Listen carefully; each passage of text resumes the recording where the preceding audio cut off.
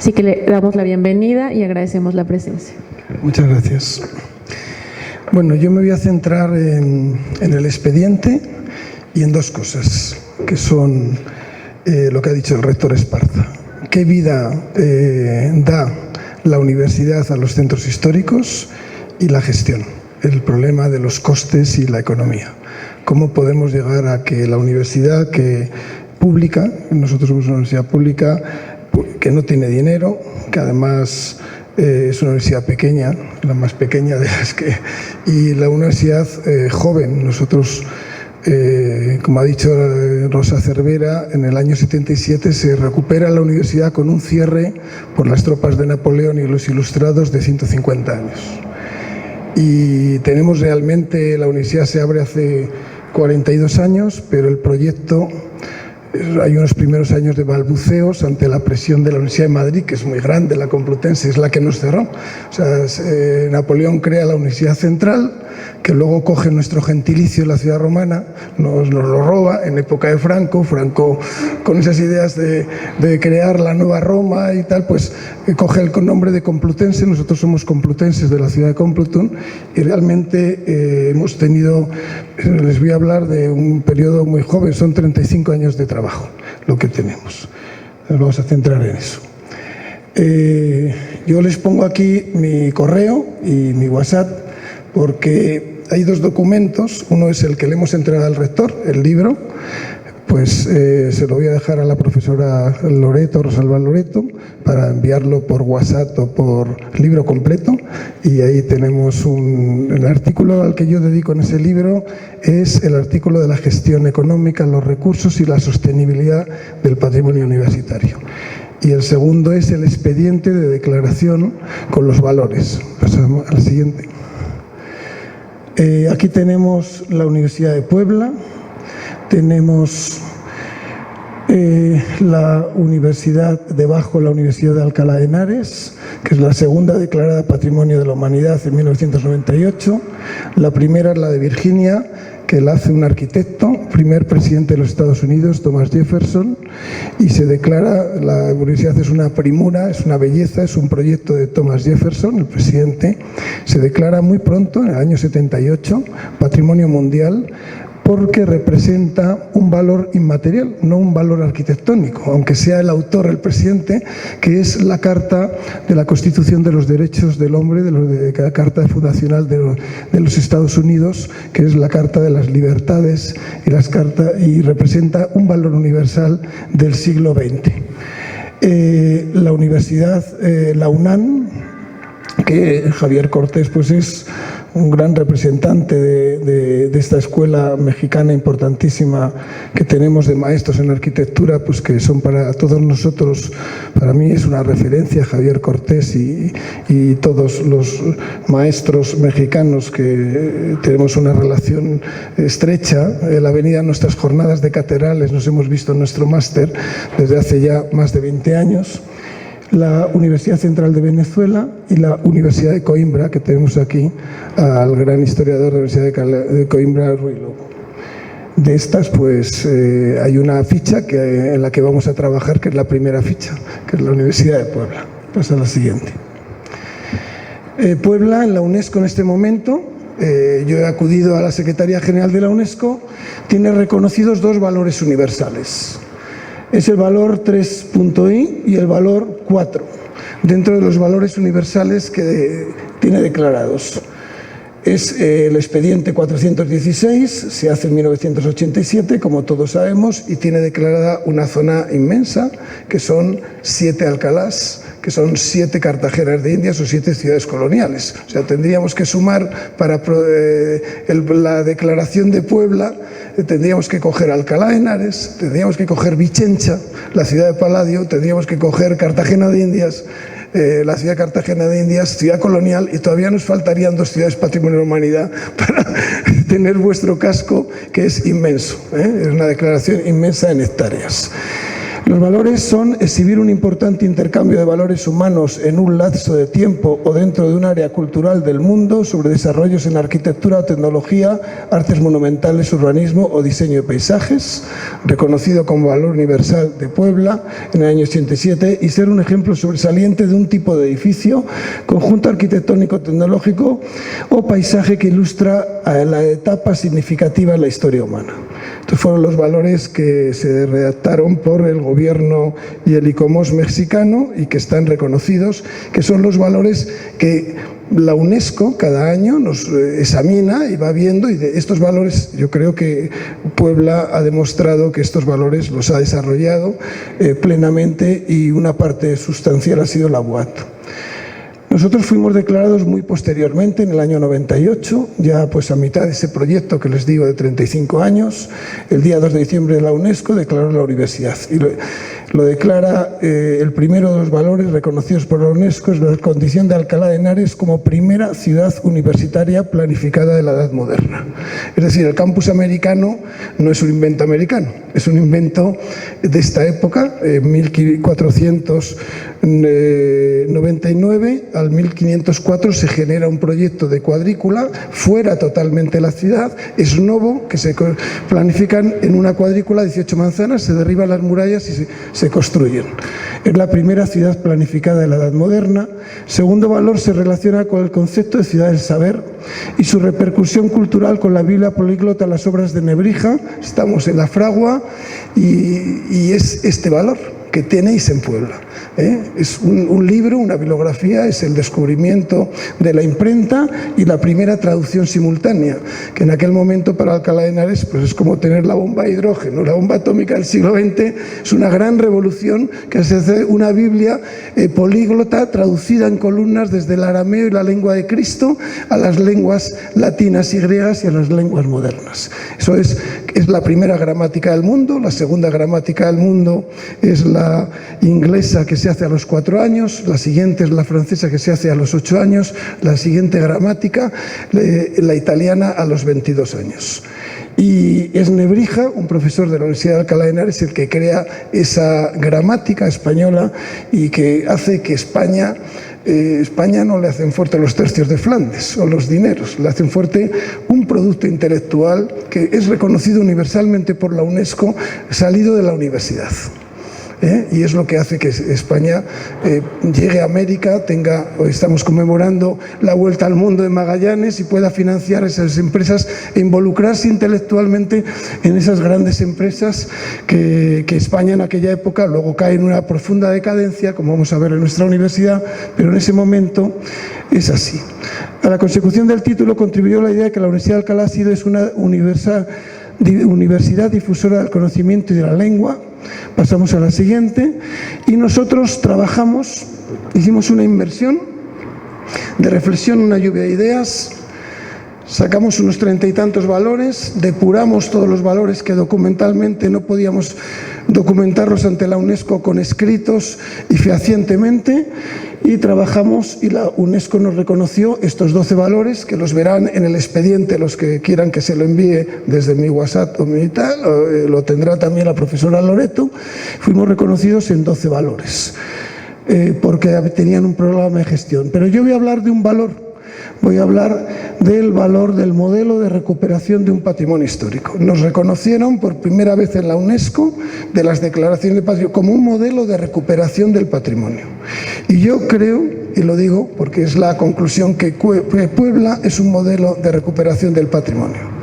Creo que en eso tenemos mucha relación.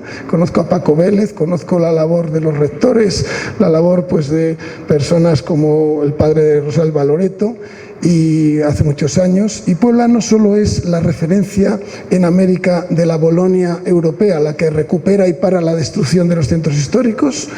Eso es para mi generación Puebla, es la Bolonia europea. Plantea el problema de bandera en la primera declaración, la Carta de Puebla, y a continuación la consecución de la declaración. Pero para mí Puebla es mucho más en este momento. Es un modelo de recuperación como la UNESCO a nosotros nos lo ha reconocido. Yo creo que eso es lo que hay que poner en el mapa y hay que poner en valor, porque injustamente hasta ahora no está reconocido. Pasamos a la siguiente. Alcalá de Henares, ustedes ven ahí en el ángulo inferior izquierdo, un extremo de Madrid, una ciudad de 4 millones de habitantes con una conurbación de 9. En el camino al aeropuerto ven el Aeropuerto Internacional de Barajas, y Alcalá de Henares es esa mancha gris que está en el eje del corredor de Henares hacia Barcelona, hacia Zaragoza.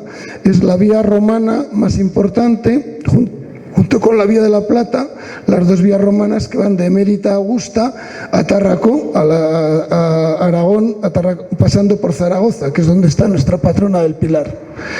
Nosotros tenemos, yo tengo la conferencia escrita y la necesito.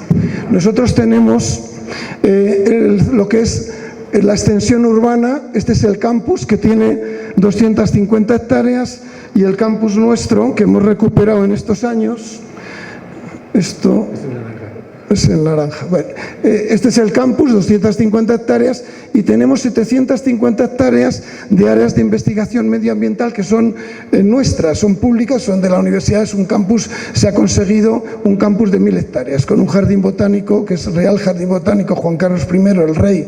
Vimos como estrategia que teníamos que poner al rey, porque el anterior era el que funda Carlos III, al lado del Museo del Prado, y es el único jardín botánico avalado por la Casa Real. Él puso su nombre. Como sabéis, no, la Casa Real española no tiene dinero, no es como la inglesa, esta es la extensión del campus, 1000 hectáreas. El casco histórico de Alcalá de Henares, la almendra central declarada Patrimonio de la Humanidad, se declara la Universidad de Alcalá de Henares Patrimonio de la Humanidad y su recinto histórico. Aquí estamos en el caso contrario.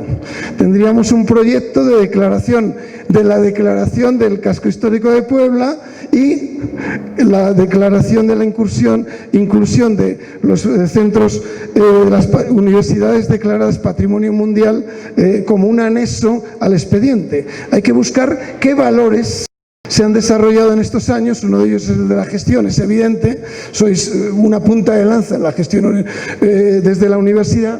¿Qué valores podemos tener que nos reconozca la UNESCO como un valor universal, con las condiciones dificilísimas y documentadas? Evidentemente estamos en uno de esos valores, estamos rodeados de ese valor. El cielo, el universo, es esta biblioteca y este fondo documental que tiene la universidad tan impresionante. Por tanto, estamos a media hora de la capital de España, con el aeropuerto.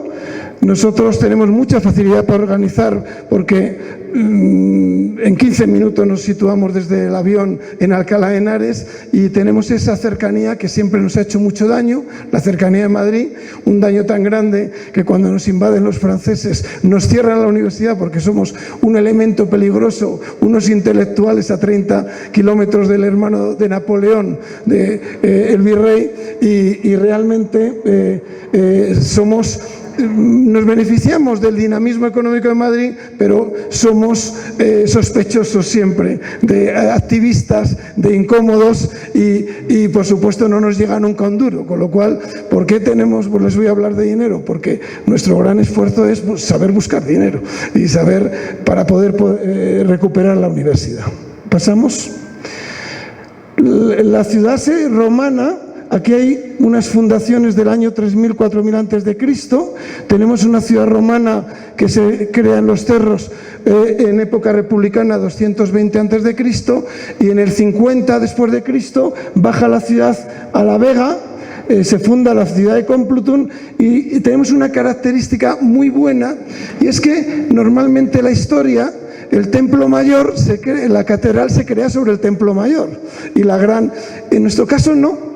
Se abandona la ciudad romana, se crea la ciudad visigoda de los Santos Niños y se diseña un campus moderno, que es el que nos declara. Tenemos 3 ciudades, realmente 4 ciudades concatenadas, y de encima no tenemos nada. Cuando excavamos Complutum, la van a ver ahora, es una maravilla porque la tenemos libre de edificación. Pasamos a la siguiente. Esta es una vista de Alcalá de Henares por Pier Maria Baldi, 1668, uno de los muchos espías que enviaban las cortes europeas.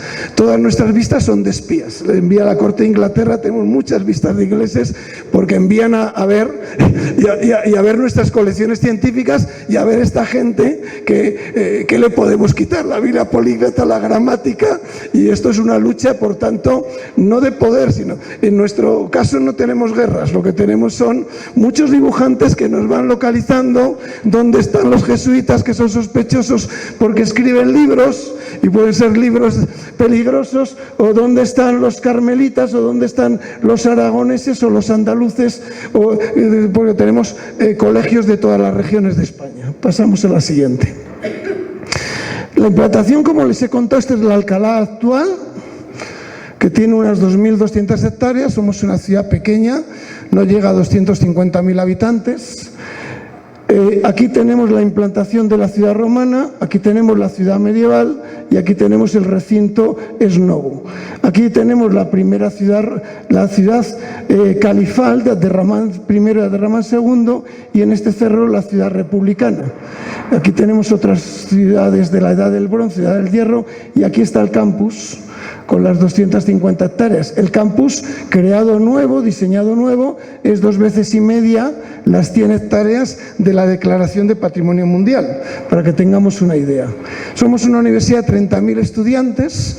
En lo que se ha diseñado en estos años hemos podido trasladar, yo cuando llegué allí me encontré en el centro histórico 14 cuarteles y 3 cárceles. Ahora van a ver el estado en el que estaba el patrimonio.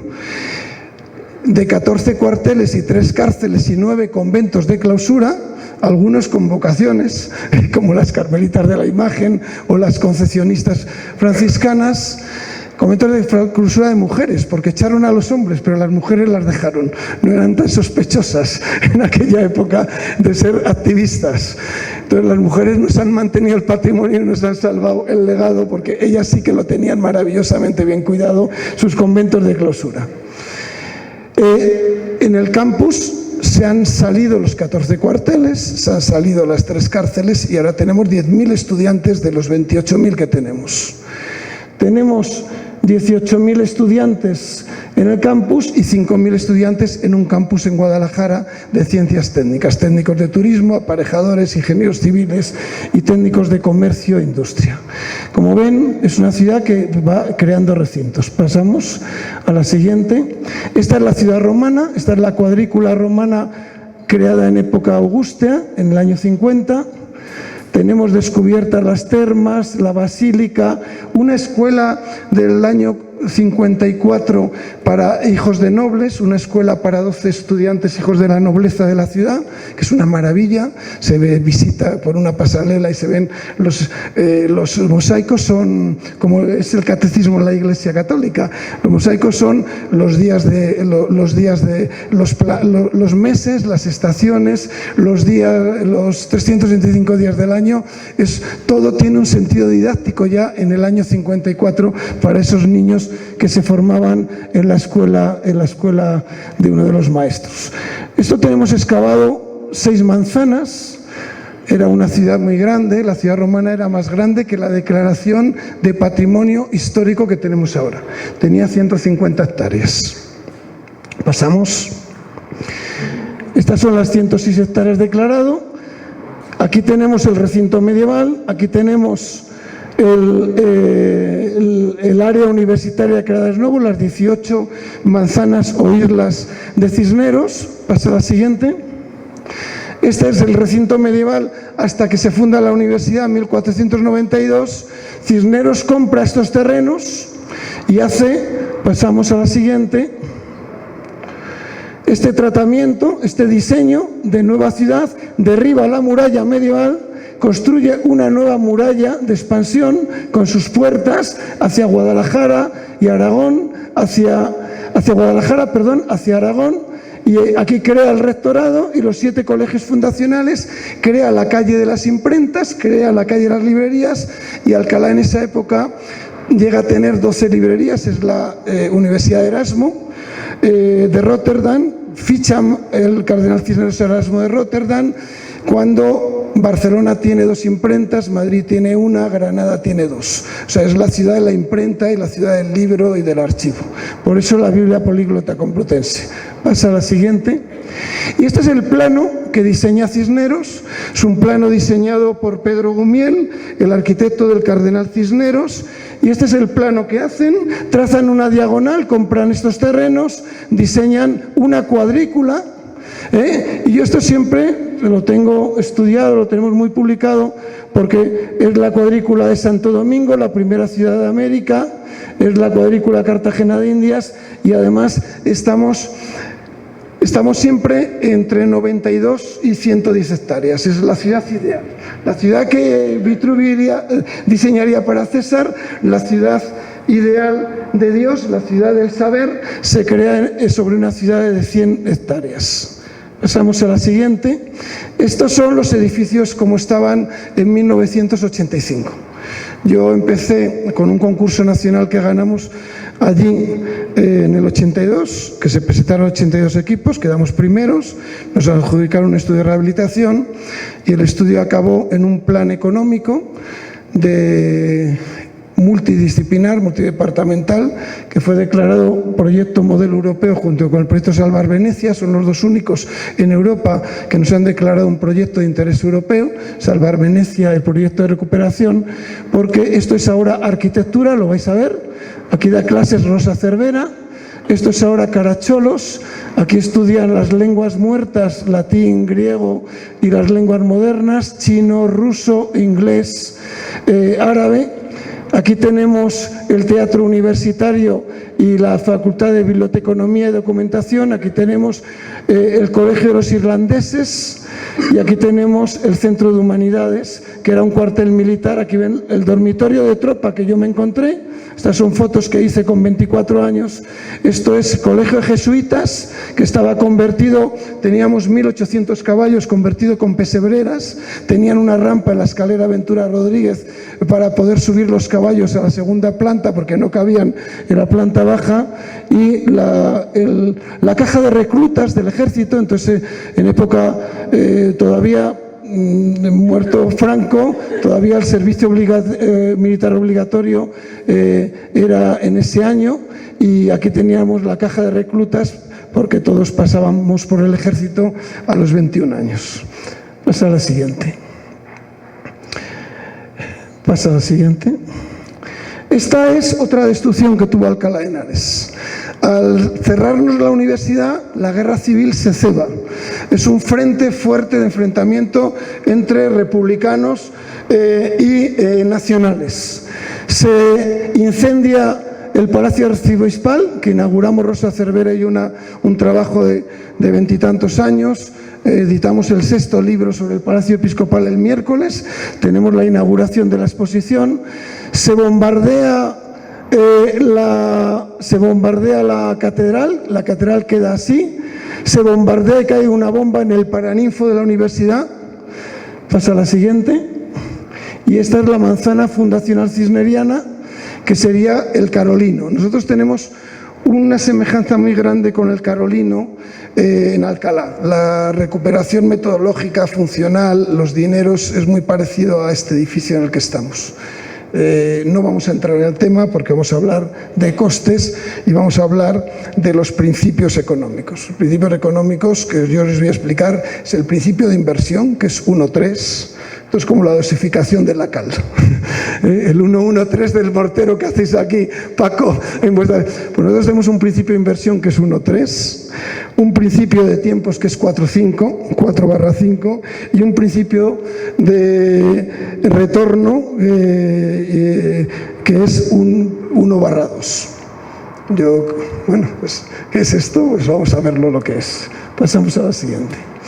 Estos son, los ha citado Rosa Cervera, unos miembros de la Sociedad de Condueños que se reúnen en 1852, hartos de que el Estado español expolie la universidad. El Estado español ha vendido al duque de Quinto en el año 46 en la gran manzana universitaria de la fotografía. El duque de Quinto vende la biblioteca, vende las Biblias políglotas, vende los retablos de la capilla de San Ildefonso, expolia durante 3 o 4 años y vende la fachada de la universidad a un alemán que a su vez la ha vendido a un norteamericano. Empiezan a desmontar la crestería y se rebelan, y el padre del primer presidente de la República Española, Manuel Azaña, don Esteban Azaña, que está aquí en la fotografía, es el de la derecha, don Esteban, es registrador en Cortes, tiene privilegio de poder acceder a los secretos de Estado por ser secretario de las Cortes españolas. O sea, don Manuel Azaña tenía un padre también vinculado con la política, técnico jurídico, y ve el expediente de venta y descubre que ha sido un caso de corrupción política. No se ha sometido a subasta pública, o como exige el decreto de desamortización de Mendizábal de los bienes eclesiásticos, y se le ha dado en una subasta hecha en 24 horas y sin cumplir el reglamento. Se arman de valor con pues hay desde un cura hasta un jurista, hasta hasta 2 masones. Se unen todos, el clero con los masones, con unos y con otros, forman una sociedad, ponen cada uno, como si nosotros pusiéramos ahora aquí aproximadamente unos 30 millones de pesos, nada de que esa leyenda urbana de que es barato, nada, de barato no les sale nada, y ponen un interdicto para las obras inmediatamente al Estado español. 125, ponen 30 millones sobre la mesa y ponen un interdicto. Y le obligan al Estado español por el caso de corrupción, a volver, después de 5 años, a volver a convocar subasta pública se van a la subasta pública, pujan contra el duque de Quinto, con el ministro en contra y con todos, y ganan la subasta. Y crean una sociedad en la que sus estatutos dicen: los condueños de Alcalá recuperan esto para que cuando vuelva a la universidad se salve el alma mater de la ciudad cisneriana. Estos tatarabuelos siguen reuniéndose todos los años. Pasa la siguiente, aquí les tenemos, y estos son los tataranietos de aquellos que todos los días 23 de abril se reúnen en la muerte de Cervantes y tienen una acción que la consideran como una joya. Y la universidad pública no somos dueños de la manzana, no nos la han devuelto. El día que le regalaron una de las 125 acciones al rector, después de que habíamos recuperado todos los edificios, dejaron en acta. Y devolvemos, y hacemos a la sociedad, le devolvemos sus edificios, nos encargaremos de la conservación de los tejados, la universidad remodelará, pero no devolvemos al Estado español la Universidad Cisneriana, porque no queremos que, si vuelve a haber una revolución en España, nos vuelvan a cerrar la universidad. Eso es lo que ha quedado escrito el día que nos han devuelto estos buenos señores. Esta es una foto del 2015, pues algunos ya han muerto y lo han heredado sus hijos de 20 y tantos años. Pasa a la siguiente. Estos son los principios de criterios aplicados en las restauraciones de la universidad que nosotros fuimos desarrollando según íbamos aprendiendo con los historiadores, los documentalistas, la profunda documentación histórica y arqueológica previa a la redacción del proyecto, la recuperación de la estructura espacial básica de los edificios, la asignación racional de los nuevos usos a los trazados y los espacios históricos, el mantenimiento del carácter original de cada edificio, su unidad de resto de construcciones históricas, recuperación de los elementos perdidos documentados, chapiteles, espadañas, integración no mimética de elementos nuevos con los antiguos, utilizando materiales tradicionales y contemporáneos, pero coherentes con ellos, y estableciendo trazados contemporáneos de los elementos nuevos. Esto deja vieja la Carta de Venecia. Carta de Venecia, evidentemente, pues hay que ponerla en un altar, la veneramos todos, pero no podemos trabajar hoy en día en restauración con la Carta de Venecia. Trabajamos con la Valeta y con Washington, que son las últimas cartas de ICOMOS, pues porque no se puede trabajar. El trazado respetuoso de las nuevas instalaciones con las estructuras y espacios originales, la utilización de los oficios y materiales tradicionales, la incorporación de nuevos elementos de patrimonio mueble antiguos y modernos, el planeamiento unitario del mobiliario, el respeto de los espacios libres de la parcela, adaptados como jardines con vegetación local de fácil mantenimiento, y la incorporación del agua en las fuentes, el ruido, el movimiento, el uso de los estanques como aljibes y como nueva incorporación y parte sustancial de los edificios. Pasamos a la siguiente. Estas son la planimetría que hacemos en todos los edificios. Nosotros seguimos el método de Noli. Noli, para los historiadores, es el Piranesi del urbanismo. El gran arquitecto, dibujante que todos tenemos en nuestro síndrome, en nuestro ADN cuando nos titulamos, es Piranesi. Piranesi es la arquitectura como Noli. Toda ciudad que se precie, yo creo que tiene que tener un Noli. ¿Cuál es la filosofía de Noli? Pasa al siguiente, tratar el espacio público como espacio, el espacio interior como espacio público.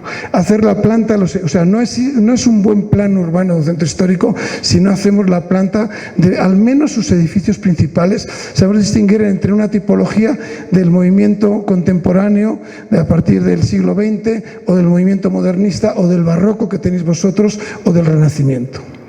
Esta es la restauración que ha durado muchos años de la bomba que cayó en el Paraninfo, en el patio trilingüe.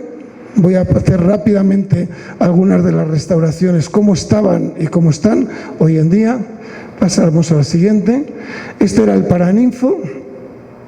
El Paraninfo, cuando lo cierran las tropas napoleónicas y los ilustrados crean la Universidad Central, hoy la Complutense, pues es una cochiquera, en un primer lugar, se convierte de cochinos, es una granja, es un almacén de grano, finalmente es un lugar donde se hacen los conventos de boxeo en los años 50 y 60 y la más moderno que llegó a ser donde se jugó el primer partido de baloncesto. Nosotros somos muy futboleros, sabéis que el baloncesto para nosotros, que yo soy baloncestista, soy de Estudiantes y del Ramiro Metu y mi deporte de baloncesto, pero soy de los menos. Entonces es donde se juega el primer partido de baloncesto con una cancha de básquet en los años 60. Ha sido de todo. Hoy en día está recuperado, esta es la restauración, se ha recuperado con la excavación arqueológica la traza de los azulejos originales de 1516 a 1518, se han quitado las 10 capas de pintura de las yeserías para aparecer la policromía del año 16 del 500 y se ha recuperado sobre 4 capas todo el oro porque en la posguerra tenemos muy poco dinero y los restauradores, mis maestros, don Fernando Checagoitia, los grandes maestros que yo he tenido, don José Méndez Pidal, lo pintan con purpurina. La purpurina tapa en el pan de oro y pues ya estaba tapado. La purpurina se oxida a los 7-8 meses, como sabemos, ¿no? Entonces, Javier, y se vuelve marrón oscura y entonces no tiene su efecto del oro y aquí está ya recuperado todo el oro en una restauración que tienes que hacer muy rápida porque teníamos 2 meses, era la clausura del curso y la inauguración del curso. Lo tuve que hacer en 2 años, los meses de julio y agosto. Pasamos a la siguiente. Esta es la última recuperación después de 20 años de la anterior, que ha sido la capilla de San Ildefonso, donde está enterrado nuestro fundador y en la cripta están los fundadores de la universidad. Están Antonio de Nebrija, están Pedro Ciruelo, nuestro primer rector, es un matemático ilustre, nuestro primer rector que en vida llega a traducirse su obra a 6 idiomas, al alemán, al francés, al italiano, en la imprenta. O sea, daros cuenta que son los primeros libros europeos que utilizan la imprenta, porque Pedro Ciruelo nace cuando son incunables, no existía la imprenta. O sea, ya Pedro Ciruelo, nuestro primer rector, que nombra, llega a traducirlo a 6 idiomas. Claro, es que impresionante. Pasamos a la siguiente. Esta es la restauración, tiene 2 alfarjes. Hay una pequeña diferencia, esto se hace en el 12. O sea, es una obra del 12. Fijaros la diferencia con el otro artesonado. Esto es mudéjar. El otro artesonado renacentista. Y es en el 16. Con 4 años la diferencia de un estilo al otro. Tan tremenda, ¿no? O sea, tan tremenda. Pasamos a la siguiente. Estas son las ruinas que vieron antes. La Escuela de Arquitectura, que tenía un desplome de 60 centímetros el armacel de tropa, que tenía un forjado entre medias, lo que les he dicho, el cuartel militar. Aquí había otro forjado que tenía el bar de oficiales del ejército y los dormitorios de tropa, y esto era una ruina que yo lo conocí con el comandante Kans, que era jefe de intendencia y estaba con una pila de grano y había sufrido 5 incendios. Pasamos a la siguiente. Esto es arquitectura, donde da clase Rosa Cervera, y así lo teníamos en el año 87. Tardamos 3 años y pasamos a la siguiente. Esta es la fachada de arquitectura, estaba hundida toda esta parte, que ha sido restituida. Siguiente. Las excavaciones arqueológicas de la iglesia, porque tuvimos que meter una corona de micropilotes y tenemos abajo el laboratorio de construcción y se pudo hacer. Pasamos a la siguiente. Esta fue la excavación, había muy poquitas, son iglesias que tienen muy pocos enterramientos, porque los frailes dan clases 3, 4 años, 10 años, pero se vienen a América. De Alcalá de Henares hay 852 estudiantes nuestros que fundan 852 ciudades en América, de las 11.000 ciudades que se fundan por España en el continente americano. Pasamos a la siguiente. Esta es el estado de la ruina, hoy en día es biblioteca y aula magna. Pasamos a la siguiente. Esta es la reconstrucción, es una madera de viruta prensada, doblada, en el que dejamos como ruina arqueológica congelada, y aquí simplemente dibujamos y pintamos la traza sobre la viruta prensada, y estas son las estanterías. Pasamos a la siguiente. Este es el sistema constructivo. Apoyamos en los muros reconstruidos y colgamos la bóveda de forma que no cargan los muros, no le tenemos una sobrecarga. Este es un sistema que es la tradición nuestra de carpinteros. Colgamos de tal, transmitimos las cargas a los esfuerzos de estos muros. Es el sistema de la sala en la que estamos, ¿no? Una gran luz que transmite con una asíntota, que es los momentos de inercia perfectamente reflejados, lo que hace Gaudí con el Parque Güell. Gaudí hace una asíntota, una catenaria, la invierte y construye el Parque Güell. Yo trabajo mucho con esas cosas, soy discípulo de Eladio Dieste, he construido muchas cosas con don Eladio, muchas bóvedas, más de 1000 bóvedas hemos hecho en el entorno de Alcalá, y es un sistema de colgar la estructura, trasladando y repartiendo las cargas. Este es el sistema de la recuperación. Aquí lo veis cómo se cuelga. No deja de ser el artesonado. Es la tradición castellana de los carpinteros que recogen los árabes en la época almohade y la extienden a países árabes. Pasamos a la siguiente. Esta es la bóveda recuperada. Pasa. Vamos a ir ahora ya más deprisa. Las bóvedas del claustro, donde tenemos la galería y el aula de dibujo. Se abrieron las galerías. Pasa. Esta es la galería ya abierta. Las instalaciones, nunca hacemos rozas, nunca. Todas las instalaciones van vistas, van si es necesario con canaleta. No se daña 1 centímetro cuadrado de un yeso. Yo tengo prohibido a todos hacer cualquier regata, cualquier roza. No existen en la restauración. Igual que no existe el cemento. El cemento no puede entrar en un edificio hecho con cal hasta el siglo XIX. No puede entrar el cemento ni puede entrar el metal, porque no trabaja bien. No tiene dilatación, lo revienta. Y en los terremotos es terrible. Los terremotos se hunde. La destrucción de los últimos terremotos que hemos tenido son las restauraciones con zuchos de hormigón. San Francisco de Asís se ha unido por el zuncho de hormigón y se han perdido las pinturas de Giotto. En el terremoto de Murcia, las 3 iglesias habían sido intervenidas con una estructura inapropiada, con el hormigón. Y se han mantenido todas las que tienen una estructura isostática, de muros apoyados, no de muros empotrados, como es la arquitectura del siglo XX. Aquí tenemos la recuperación de las bóvedas, la llevada con gatos hidráulicos a su entrada en carga. Esto es ahora el dibujo de análisis de formas de arquitectura. Siguiente. Vamos, como son todo imágenes de antes y después, vais pasando sin que os voy diciendo lo que es. Este es el aula de arquitectura. Hemos tenido que hacer un lucernario que reparta la carga para que cada carga se reparta homogéneamente. No podíamos hacer un zuncho que trasladar aquí porque hubiéramos reventado este pilar. Esta carga de madera trabaja bien se apoya sobre una durmiente de madera, nunca metálica, porque tiene un índice de dilatación 10 veces a 1, entonces reventaría y nos crearía fisuras aquí, y trabaja bien y tiene una luz controlada para los dibujos porque nunca da la luz directamente. Es el mismo trabajo que una biblioteca para el aula de dibujo. Siguiente. Este es el lucernario de arquitectura. Siguiente. La bóveda, que era un almacén de grano, que es teatro universitario, teatro experimental universitario. Siguiente. También hicimos las excavaciones arqueológicas. Debajo tenemos la caja negra de Harvard, el taller de escenarios y los talleres que suben hacia la representación. Esto es un taller de teatro, presentamos desde Pirandello al teatro clásico castellano y la ópera. Tiene todas las posibilidades de escenarios. Siguiente. Estos son los escenarios. Aquí está Pirandello, el teatro central, el teatro a la italiana. Son todos escenarios móviles, versátiles, reversibles, siguiendo los principios de la restauración. Todo esto es reversible, lo podemos desmontar, pero es al mismo tiempo incorporado a la arquitectura. Pasamos a la siguiente. Cómo funcionan los talleres, la caja negra de Harvard, taller de escenarios, taller de alumnos y el teatro romano con gradas movibles y en la cornisa las gradas de iluminación. La cúpula recuperada con un sistema parecido al de arquitectura, está hundida. Siguiente.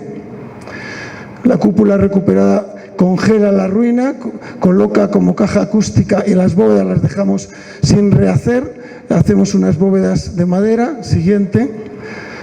Este era como estaba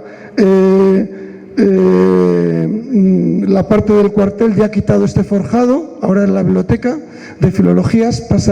Aquí veis, esta es la biblioteca de filología, el antes y el después. Siguiente. Esta cúpula se perdió. Los propietarios que compran este convento, que hoy en día ha vuelto a ser convento de clarisas, lo funda el Caridad Cisneros, hacen una terraza, un mirador aquí para tomar el café y subirse, la derriban. Siguiente. Esta cúpula la tenemos dibujada por el espía italiano Baldi aquí. Conocemos bien, encontramos la documentación de Fray Alberto de la Madre de Dios, el que diseña la cúpula. Siguiente. Esta es la silueta sin la cúpula. Siguiente. La cúpula, una reconstrucción virtual que hicimos para el proyecto. Siguiente. Para que patrimonio aparece en la vista más importante de la ciudad, que es el fondo de estos son planos para que patrimonio entienda el proyecto. Siguiente. Y esta es la construcción en el suelo. Aquí veis la escala de una persona, la escala de la linterna, la escala de la coronación de la linterna, el dibujo que pusimos para que se viera desde todo Alcalá de Henares cómo iba a quedar, y la subida, que no fueron más que 15 minutos, de 16 toneladas en la cúpula. Desde el suelo se construyó in situ, se asentó y a partir de ahí hicimos la cúpula de bóveda tabicada, que es en la que trabajamos. Es una escuela mexicana. Yo tengo mucha relación con todos los bovedistas mexicanos, tenemos un grupo de WhatsApp que nos ganáis por goleada, porque conserváis la tradición, tenéis grandes bovedistas aquí y tenéis al maestro Ramón Aguirre, que es muy amigo mío, ha venido a dar talleres y la verdad es que yo llevo mexicanos allí a dar clases para conservar nuestro oficio. O sea, importamos mucha mano de obra vuestra de los grandes bovederos de Oaxaca, de Guanajuato, de Mérida. Bueno, tenéis en todas las regiones. Nosotros nos hemos perdido. Pasamos. Esta es la reconstrucción por dentro del convento. Pasamos. Lo que inauguramos, esto se incendia en la Guerra Civil. Pasamos. Este es el plano que se hace al día siguiente, el 39, al mes de acabar la guerra del incendio. Sí, pasa. La fotogrametría, el georradar de toda. Aquí tenemos los restos donde se guardan los escombros que según excavamos los vamos encontrando. Todos estos blancos son restos del palacio. Tenemos un proyecto de investigación que en el grupo que dirige Rosa Cervera, que presentamos este miércoles en la exposición que hacemos ya para la última fase de recuperación, que tenemos ya 2.800 sillares labrados por Alonso de Covarrubias, el arquitecto de Felipe II. Siguiente. El plano Noli que les digo. Siguiente. Los edificios de la universidad. Esto se ha recuperado de la siguiente forma. Aquí el rectorado, aquí el área de jurídicas, en el otro extremo el área de empresariales económicas, en el centro arquitectura, en el sur el conjunto de edificios de humanidades, las residencias universitarias, el centro de extensión universitaria de artes, aquí se da música, artes a la población y tal. La finalidad era encontrar la financiación, ser rentable. Siguiente, ya acabo. Siguiente, acabamos con el plano de... Estos son los planos que fuimos analizando de la ciudad: edificios universitarios, edificios institucionales y edificios religiosos. Siguiente. Los edificios originalmente universitarios se han recuperado por nosotros 17, por las otras instituciones 14. Siguiente, son 500.000 de metros cuadrados de edificios renacentistas. Las zonas verdes de la ciudad. Este es un plano muy importante para hacer: el arbolado y las zonas verdes, los vacíos urbanos, los patios interiores, tratados como Noli los trata, como espacio público también. Hoy en día son claves cara a la sostenibilidad del medio ambiente y a la huella de CO2. Siguiente. Un plano ya a mano hecho para la recuperación, y ahora el plano final con el que acabamos, y digo, el sistema de financiación. Siguiente. Siguiente. Siguiente. Y aquí tenemos ya una imagen final. Nosotros tenemos 3 principios, como les decía. El principio de inversión. La universidad de cada euro tiene que conseguir 2. Es el principio 1-3. Nunca financiamos al 100% una inversión nuestra, no tenemos dinero. Nuestro dinero es para dar buenas clases y para la ciencia y la investigación. Si redactamos un proyecto, nos tenemos que mover a hacer pasillos, hay que conseguir 2/3 de financiación. El principio de los tiempos es el principio 4-5. Las legislaturas políticas en España son de 4. Programamos siempre en el corto inmediato plazo a 1 año, el medio plazo a 4 años y el largo plazo para la siguiente legislatura. Lo que no podemos hacer se lo dejamos al siguiente gobernante. Y el principio 1-2, que es el principio de sostenibilidad. Cada edificio que hagamos, nosotros no hemos hecho museos. Nosotros no somos una universidad muy pequeña, no podemos hacer museos, porque son una ruina. Luego nos cuesta mantener, los tenemos que cerrar. Es muy difícil. Si tuviéramos a Velázquez o tuviéramos al Greco, sí, pero una colección local es muy difícil. Entonces, nuestro principio es que todo uso universitario que genere 1 tiene que tener 2. O sea, lo que nos cuesta, si nos cuesta 100 millones, tiene que generar 200 para mantener al personal, los sueldos y para que sea sostenible. Y aquí acabo ya.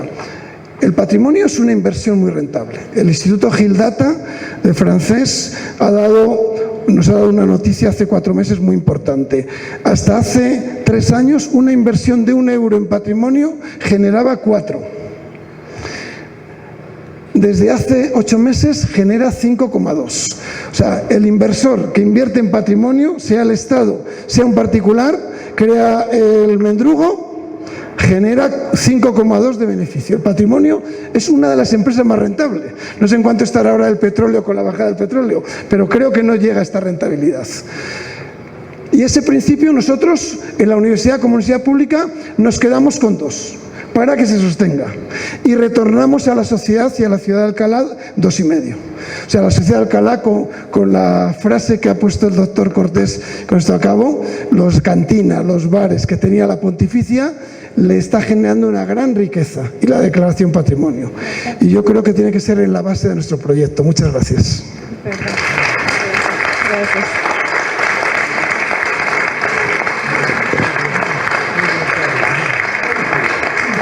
Muchas gracias al doctor Carlos. Sin duda no podíamos iniciar de la mejor manera estas jornadas que abren la puerta a un diálogo necesario, y como lo mencionaba el doctor, no solo es la labor tan encomiable y difícil que es recuperar un edificio, un patrimonio histórico edificado, sino es la función y la forma en que se ocupan estos espacios, ¿no? La responsabilidad y la función social de las universidades, que sin duda suman y han sido actores fundamentales para crear tejido social, para evitar gentrificación y hacer justamente centros históricos vivos, y que sigamos con esa responsabilidad entre todos. Entonces abrimos también ese espacio hablando de este diálogo, espacio para preguntas, espacio para seguir comentando sobre este tema tan necesario. Adelante. Doctora Rosalba.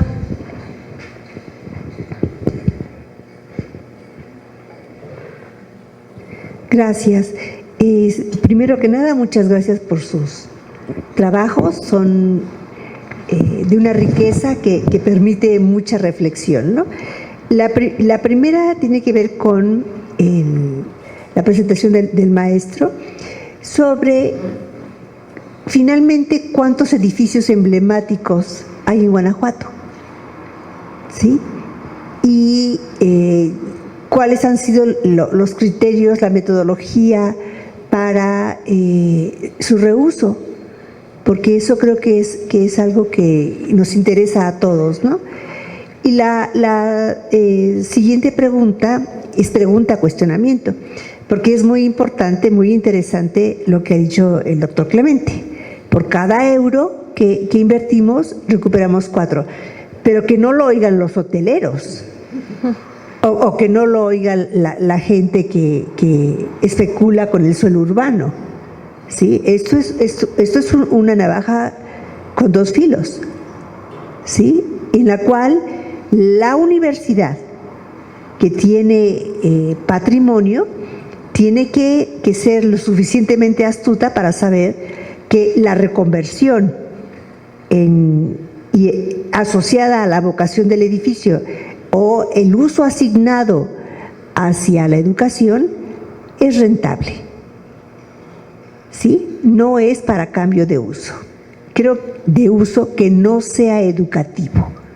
Creo que eso es algo que tenemos que tomar en consideración en una sociedad, en un país donde la gentrificación es la marca más importante, ¿no?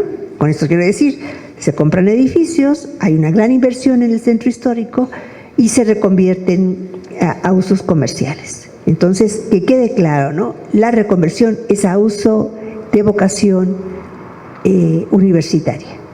Y la siguiente pregunta para el doctor Javier: ¿es rentable para la UNAM? ¿Genera esto algún beneficio económico? ¿Es autosustentable sus 15 edificios? Disculpen porque estamos justamente ahora en esta problemática. Gracias. ¿Les parece si hacemos otra, alguien más que quiera hacer una pregunta y al final adelante el doctor Vélez? Bueno, yo creo que el tema centrado por el coloquio en relación a tener una visión sobre qué significa la presencia de las universidades en los centros urbanos exige desde el punto de vista metodológico la comprensión de la dinámica misma de la ciudad. Es decir, no solamente por lo que fueron, ya la doctora Montserrat Galí en su momento hablará de la ciudad episcopal y lo que significa todo el sistema de colegios, etcétera, por lo que fueron en términos de presencia cultural y los equipamientos que los acompañaron. Ya el doctor Clemente Carlos nos ha ilustrado sobre todo el tema de las imprentas, sobre el tema de las librerías. Es decir, no solamente es una problemática que tenga que ver con los espacios educativos mismos de por sí, es decir, las aulas, sino el conjunto de actividades económicas, sociales y culturales que están asociadas a esa actividad.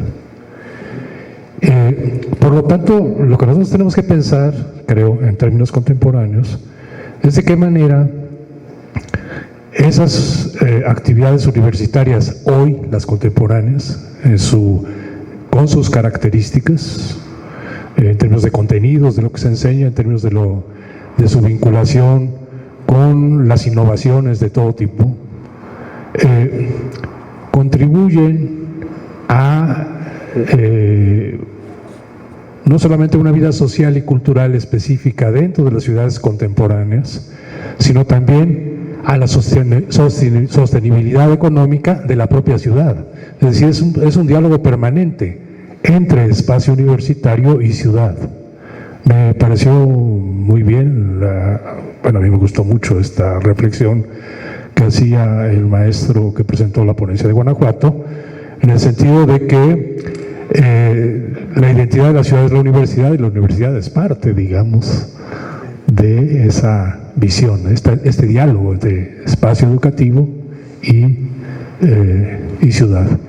En ese sentido, el tema de la sostenibilidad para mí no se reduce a una visión que tuviera que ver con que el espacio en lo particular, el edificio A o el edificio B, tiene que generar una rentabilidad específicamente para el edificio. Me parece que también está vinculado a lo que significa mantener esa actividad desde el punto de vista de la ciudad misma. Lo digo porque creo que en términos de la experiencia de la Universidad de Puebla, justamente lo que ocurrió en términos de su política, que es una política que se inició hace 46 años, implica acompañar ese proceso que la ciudad está viviendo de cambios de uso del suelo, aprovechando esas coyunturas precisamente para incrementar su presencia en el centro histórico y por lo tanto jugar un papel en el marco de la preservación de estos inmuebles patrimoniales, pero también mantener una presencia que tiene un significado económico, social y cultural, que además es adoptado por otras instituciones también de educación superior para copiar el modelo. Es decir, el sistema educativo hoy, la presencia de las instituciones de educación superior en el centro urbano de Puebla, si bien en el caso de la UAP es muy importante, lo cierto es que no es la única.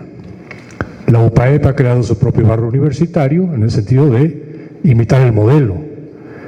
Y otras instituciones de educación superior han crecido precisamente en el marco de esta idea de aprovechar estos cambios que están sufriendo las ciudades desde el punto de vista de su actividad económica, social y cultural en el centro urbano para generar sus propios campus dentro de la zona de monumentos. Entonces, en ese contexto más amplio, me parece que el debate habría que centrarlo con de qué manera en las modelos de vinculación que se han estado discutiendo y concibiendo en términos de las instituciones de educación superior y la sociedad, de qué manera las universidades actuales, con sus requerimientos, con sus expectativas de crecimiento, etcétera, etcétera, están dialogando con esa ciudad que también se está transformando.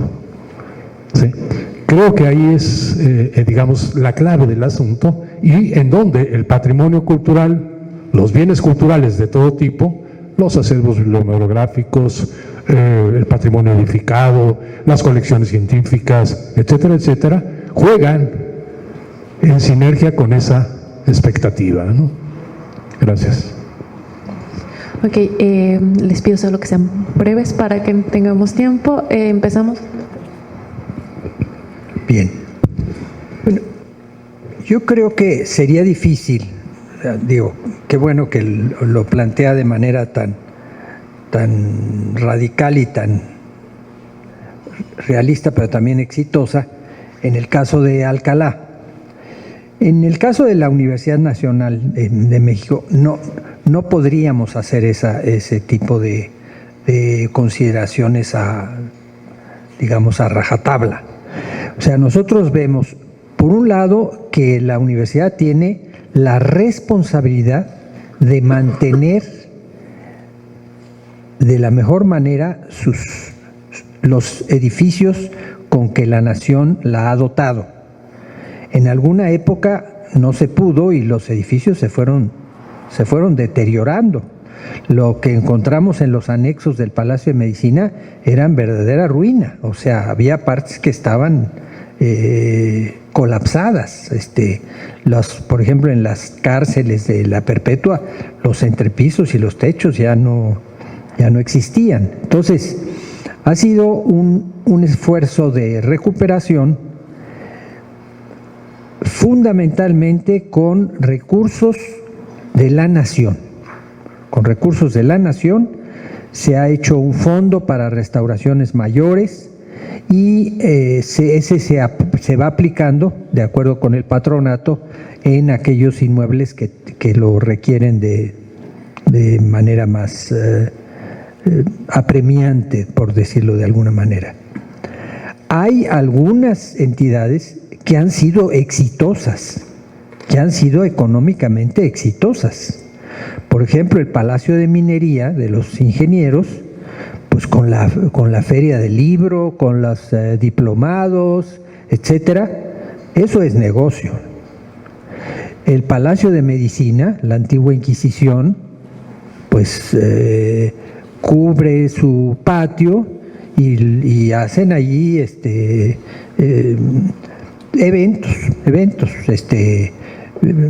congresos, lo que sea, menos cuestiones sociales, pero todo lo demás se vale y les cobran bien cobrado a la gente. O sea, hay palacios que sí se ganan la vida, algunos, otros no. La Academia de San Carlos es limitada su acción. Ahora, en algunos casos también se ha recurrido a los exalumnos. Por ejemplo, la primera sede del Real Seminario de Minas, en la calle de Guatemala, se restauró gracias a las aportaciones de la Sociedad de Exalumnos de la Facultad de Ingeniería. Lo que era la antigua Escuela de Economía se restauró gracias a las aportaciones de los exalumnos de la Escuela de Economía. Tuvimos varios secretarios de Hacienda, economistas, que se encargaban de promover el tema. Pero yo no, en la Universidad Nacional sería difícil generalizar una política de esta naturaleza. O sea, hay la conciencia de que los edificios deben estar en el mejor estado en el que los recursos que la nación le da a la universidad se puedan tener. Si se pueden lograr recursos externos, magnífico.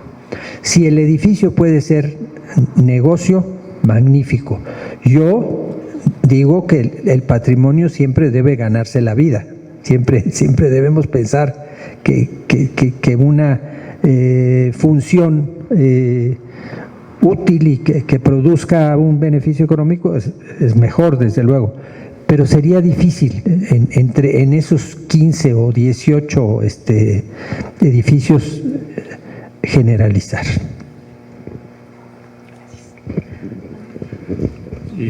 Muchas gracias. Yo creo que estamos en México, en una problemática, por lo menos que yo visualizo desde el estado de Guanajuato, cuando me preguntan cuántos edificios históricos y del patrimonio cultural edificado hay en Guanajuato. En el estado hay más de 15,000 registrados y catalogados por el Instituto Nacional de Antropología e Historia. Y vean ustedes, 8 supervisores para todo el estado. ¿Y cuál es la problemática que se encuentran? Además de esos 15,000, hay más de 1,500 sitios prehispánicos localizados, que solamente se han rescatado 6 por falta de recursos financieros. Pero, ¿qué sucede cuando nada más tienen 8 supervisores para todo el estado y esos más de 15,000 inmuebles inventariados y catalogados? Pues el clásico sabadazo. Los humedecen las cimentaciones, de un día para otro se caen, luego ya hacen proyectos, los reconstruyen, o tapan todo y destruyen por dentro y dejan la pura fachada, y hacen centros comerciales en los interiores y dejan nada más la pura fachada y destruyen el patrimonio. Por otro lado, se da una problemática. El INAH trabaja con un cuerpo como de interno de asesores de restauración y autorizan un proyecto de restauración que se va en el reciclaje, en la readecuación o restauración, conservación o nuevo uso de los inmuebles. Les presentan proyectos, los autorizan, empiezan a desarrollar el proyecto los propietarios, y cada año tienen que renovar el proyecto. Al año que lo van a renovar, te pongo sellos y no puedes renovarlo porque vamos a hacer unos cambios en el proyecto hasta que los hagas.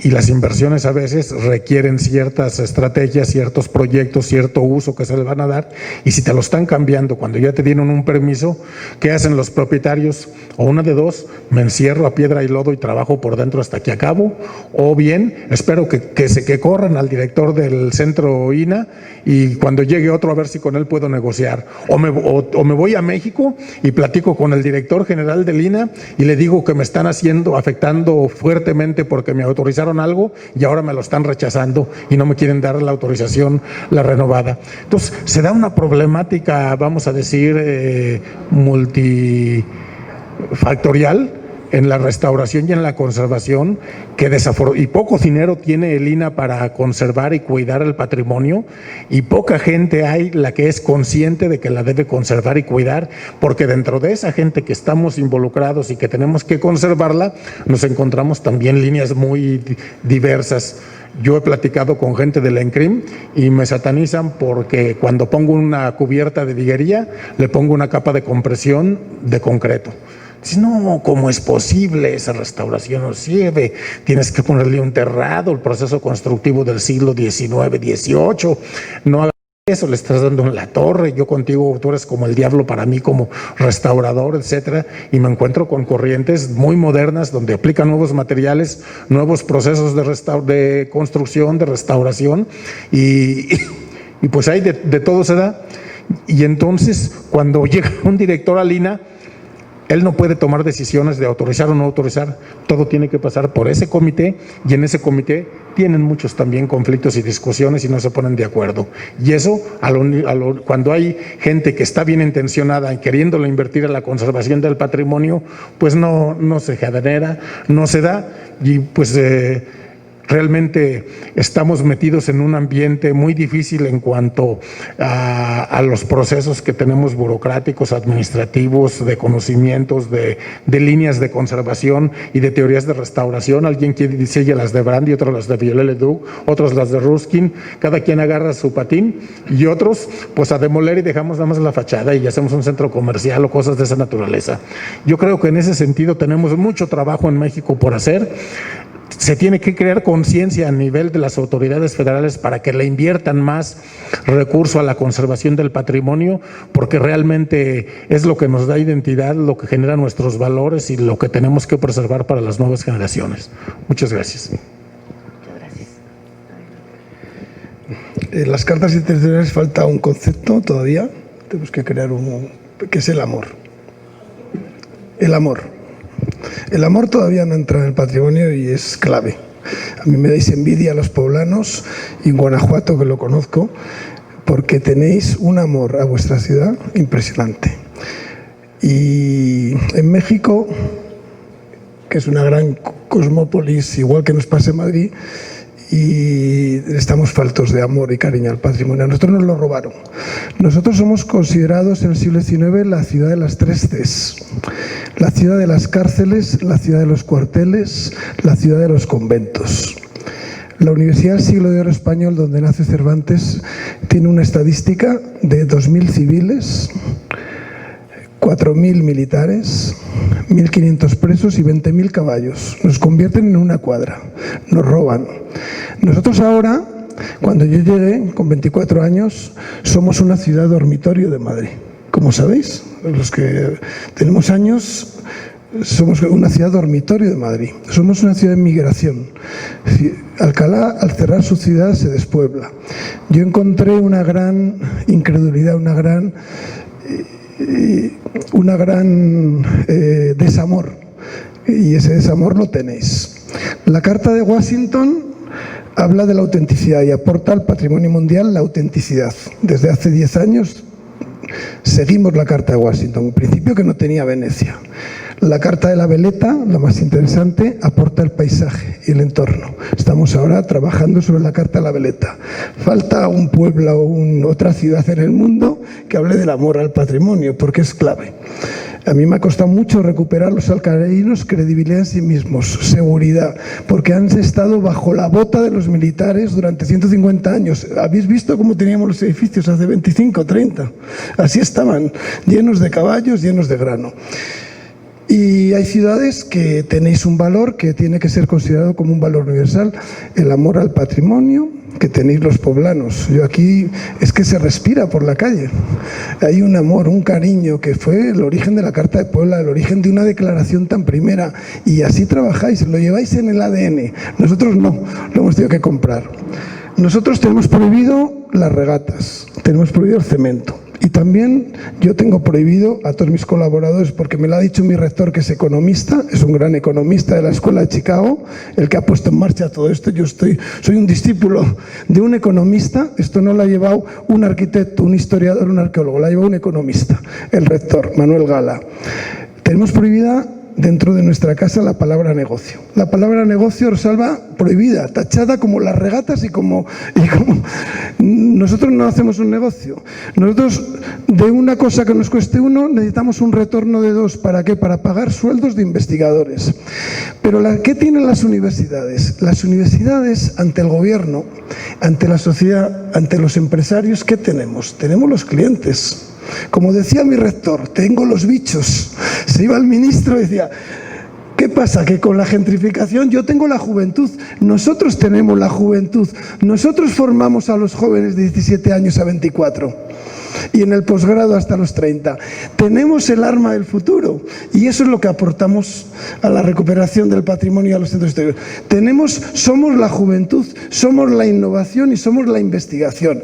Y nosotros no llenamos con clientes artificiales de estos que vienen un día, te dejan todas las papeleras llenas y se van y no se han enterado. No, nosotros convivimos los espacios, los vivimos, los investigamos a fondo, los documentamos y del conocimiento que sale cuando nos conocemos las personas, el amor. Pues hay que hacer una carta del amor. Y eso es lo que Puebla puede demostrar. Hay ciudades que no perdieron el amor, que conservaron su amor al patrimonio. Vosotros lo tenéis. Nosotros todavía nos cuesta, porque somos una ciudad de migrantes, nos la vaciaron.